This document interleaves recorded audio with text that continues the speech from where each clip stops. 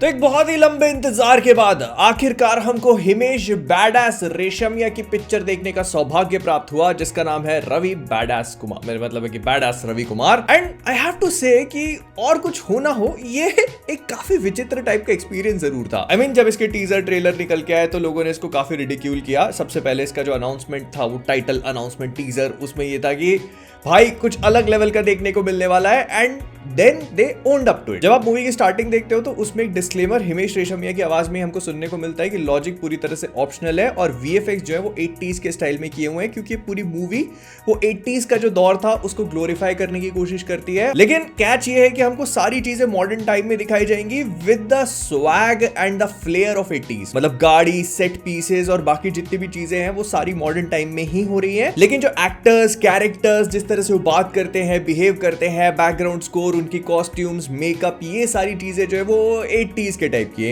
Including the camera work as well. और अगर हल्के फुल्के सिनॉप्सिस से शुरू किया जाए तो बैडास रवि कुमार कहानी है रवि कुमार के कैरेक्टर की, जिसको हम लोगों ने एक्सपोज यूनिवर्स में भी देखा है। अगर आपको मूवी नहीं देखनी तो मेरा वीडियो जाके चेकआउट कर सकते हो। लेकिन अब ये सिर्फ एक पुलिस वाला नहीं है, ये एक सुपर कॉप टाइप की चीज है जिसको बैडासरी करने के लिए बुलाया जाता है। मतलब जहां पर कोई नॉर्मल पुलिस वाला जाकर के अपनी अथॉरिटी नहीं झाड़ सकता, वहां पर ये महाशय जाएंगे और चीजों को यूं सॉल्व कर लेंगे, या मुझे कहना चाहिए यूं सॉल्व कर लेंगे, क्योंकि हर तरीके से आदमी बस यही कर रहा है। तो एक रील है जिसके अंदर इंडिया के जितने भी सीक्रेट एजेंट्स हैं उनकी लिस्ट है, और वो रील जो है वो गुंडों के हाथ में लगने वाली है और जाकर के हमारे रवि कुमार को ये सारी चीजें रोकनी है। अब क्या रवि कुमार इन चीजों को रोक पाएगा या नहीं, ये तो आपको पिक्चर देखकर ही पता चलेगा। लेकिन हल्के फुल्के स्पॉयलर्स इस वीडियो में भी होंगे, बिकॉज उसके बिना तो इसकी बात करी जा ही नहीं सकती। अब देखो इस पूरी चीज को समझो। हमारा रवि कुमार एक नंबर का बैडास है, उसको एक रील लेके आनी है विलन से जिनका बॉस है प्रभुदेवा। और ये प्रीमाइस कितना बेहतरीन लग रहा है सुनने में। पूरे फॉरेन की शूटिंग होगी, बड़े बड़े एक्शन सेट पीसेस होंगे। मतलब अगर सोच के देखो तो ये मिशन इम्पॉसिबल से कम का प्रीमाइस नहीं है। लेकिन इसको जिस तरह से दिखाया गया ना,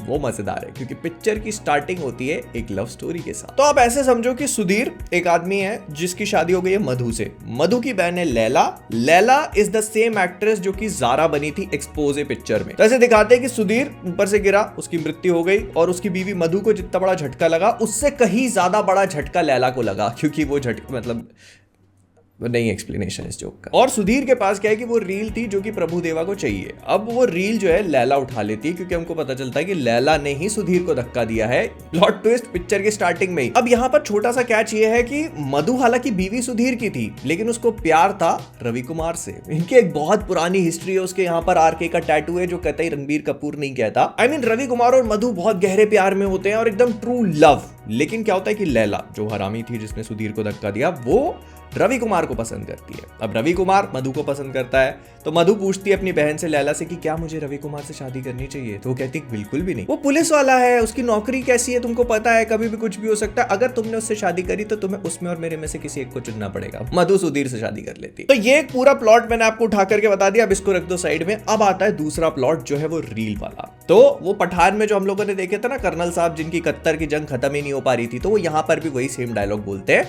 उनको चाहिए रील, क्योंकि उनको इंडिया के जितने भी सीक्रेट एजेंट है उनको खत्म करना है। लेकिन ये काम वो सौंप देते प्रभुदेवा को, जो कि बात भी नाचते नाचते करते हैं। उनसे पूछो तुम्हारा नाम क्या, तो बोले Carlos Pedro panther. This is how he is in the entire movie. मैं कुछ नहीं कर रहा हूं। तो मतलब इन अ वे जानबूझकर सारे एक्टर्स को बोला है कि थोड़ा सा ओवर एक्ट करने के लिए, बिकॉज मूवी का जो प्रीमाइस है उसमें ये सारी की सारी एक्टिंग फिट बैठती है। तो अब सीन क्या हो गया है कि ये जो गुंडे हैं इनको रील चाहिए। रील है लैला के पास, जिसने सुधीर को नीचे फेंक करके वो रील हथिया ली थी। लैला उनको कहती है कि मैं तुम लोगों को रील दे दूंगी, लेकिन उसके बदले में मुझे वो हीरो का एक बहुत ही बड़ा हीरा लगा हुआ है वो वाला हार चाहिए। वो म्यूजियम में सेट है और कोई निकाल नहीं सकता उसको सिवाय रवि कुमार के। एंड दिस इज वेयर हमारे हीरो की एंट्री होती है। वो आपको ट्रेलर में सीन याद है, वो चेन सॉ से ऐसे सब लोगों को काटना, एकदम खून खराबा, ब्रूटैलिटी, ये सारी चीजें एक मोन्टाज में दिखा के खत्म कर दी है। मैं देख रहा था कि यार ये सब ट्रेलर वाला तो यही दिखा दिया, एक्चुअल पिक्चर में क्या होने वाला है। I was genuinely excited for it then. तो रवि कुमार अपनी बैडासरी दिखाते हुए डायलॉग्स के साथ में अपनी एंट्री करते हैं, और डायलॉग्स ऐसे छोटे मोटे नहीं, एकदम कतई वजनदार डायलॉग्स। मतलब ऐसे कि शेर के पैर में कांटा चुभ जाने से जंगल कुत्तों का नहीं हो जाता, और अबे जा, ख्वाब की इतनी औकात नहीं कि रवि कुमार उसे देखे और वो पूरा ना हो। फिर निशाना कितना भी पक्का क्यों ना हो, गुलेल से कभी बाज नहीं मारा करते। तो इतने बैडासरी वाले डायलॉग्स के साथ रवि कुमार एंट्री लेते हैं, कई सारे लोगों को टपकाते हैं, अपना एक्शन वैक्शन दिखाते हैं और फिर मूवी की कहानी आगे बढ़नी शुरू होती है, जिसमें हमको ये पता चलता है कि प्रभु देवा का कैरेक्टर जो है वो सबसे अव्वल दर्जे का हरामी है। मतलब उसकी गर्लफ्रेंड एक सीक्रेट एजेंट निकल जाती है जो उसको धोखा दे देती है, तो वो उसको एक बाइक पे बिठा के ले जाता है, डर्ट बाइक पे, पहाड़ के ऊपर चढ़ाते चढ़ाते ऐसे डांस वांस करते करते एकदम से स्टॉप ही मार देता है। उसकी लाइफ की ही स्टॉप ही मर गई, ऊपर से नीचे गिर गई, बाइक के पीछे से ऐसे उचकी और गायब। एंड ना मूवी में फिर गाने हैं, मतलब आप अगर देखने बैठते हो तो आपको ऐसा लगता है कि गाने कब आ रहे कब जा रहे पता नहीं चल रहा, क्योंकि आधे आधे गाने डाले हुए, लेकिन वो फील आपके अंदर जनरेट करा देते हैं। मैंने जब गिनने शुरू किए ना, पिक्चर में 12 गाने हैं, मैं मजाक नहीं कर रहा, 12 गाने। ऑल्दो आई विल एडमिट कि ये बहुत छोटे छोटे फेजेस में आकर के निकल जाते तो आपको उतना ज्यादा स्ट्राइक नहीं होता, लेकिन एक ऐसी सीक्वेंस मोन्टाज बनाई है जिसके अंदर 6 गाने भरे हुए हैं, 6 गाने। फिर जब मूवी की मेन एक्ट्रेस मधु पे मेरा ध्यान गया तो सबसे पहले मैं सोचा ओफ अनन्या पांडे, लेकिन फिर मैंने अपने आप को कहा कि नहीं नहीं इतनी एक्टिंग वो नहीं कर पाएगी अभी। स्पीकिंग ऑफ विच, इस कैरेक्टर का एक स्विमिंग पूल वाला सीन है जिसको देखकर मैं सोच में पड़ गया कि डायरेक्टर ये दिखाना चाह रहा है या मेरी आंखें और मेरे दिमाग में कोई खोट है। मतलब कुछ ऐसी जगहों पे फोकस है और काफी लंबी देर तक फोकस है जिसको देखकर आप सोचने लगोगे कि 80s में ऐसा होता था क्या। फिर बहुत सारी चीजें मूवी में ऐसी होती है जो आपको थोड़ा सा सोचने पे मजबूर कर देती है, लेकिन फिर आपको मूवी का वो पहला डायलॉग याद करने की जरूरत है कि लॉजिक इज ऑप्शनल। जैसे कि एक इंटरवल ब्लॉक है जिसमें रवि कुमार को गोली लगती है एंड अपेरेंटली वो पहाड़ी से गिर के मर सकता है, लेकिन फिर आपको पता चलता है कि उनको कुछ हुआ नहीं क्योंकि उन्होंने बुलेट प्रूफ जैकेट पहना हुआ था। लेकिन वो जो पैराशूट वाली चीज थी वो पता नहीं कैसे वो पहाड़ी से नीचे गिरे और फिर उन्होंने कहीं सेट किया होगा। क्यों विन डीजल करता तो तब तो तुम बहुत तालियां बजाते हो। फिर मूवी में जॉनी लीवर, संजय मिश्रा और भी काफी सारे कैरेक्टर हैं जिनको वो फनी और ह्यूमरस टच देने के लिए यूज किया है। मूवी की एक राइटर है जिन्होंने धमाल, गोलमाल जैसी मूवीज लिखी हुई है, तो आपको वो स्लैपस्टिक ह्यूमर टाइप का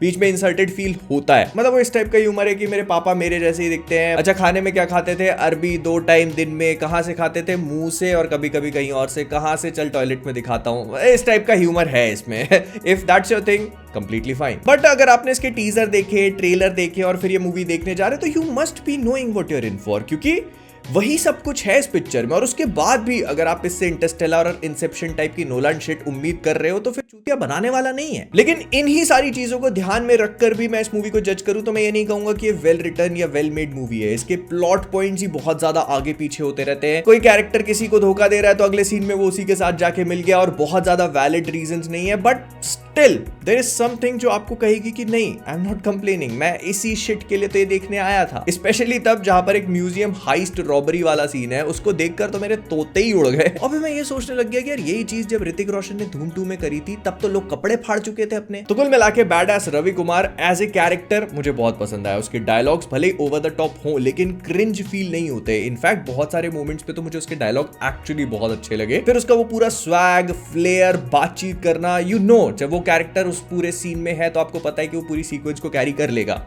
और यहां पर ना हिमेश रेशमिया का जो एफर्ट है और जो मेहनत है वो बहुत ज्यादा एविडेंट है। आई जस्ट विश कि मूवी बनाने के लिए डायरेक्टर्स और राइटर्स ने भी उतनी मेहनत और एफर्ट किया होता, because I genuinely love the character but not the movie. But या अगर आप इसे देखने जा रहे हो तो बस थोड़ा एक्सपेक्ट कर लेना कि आपको क्या देखने को मिलेगा and I think you will be fine.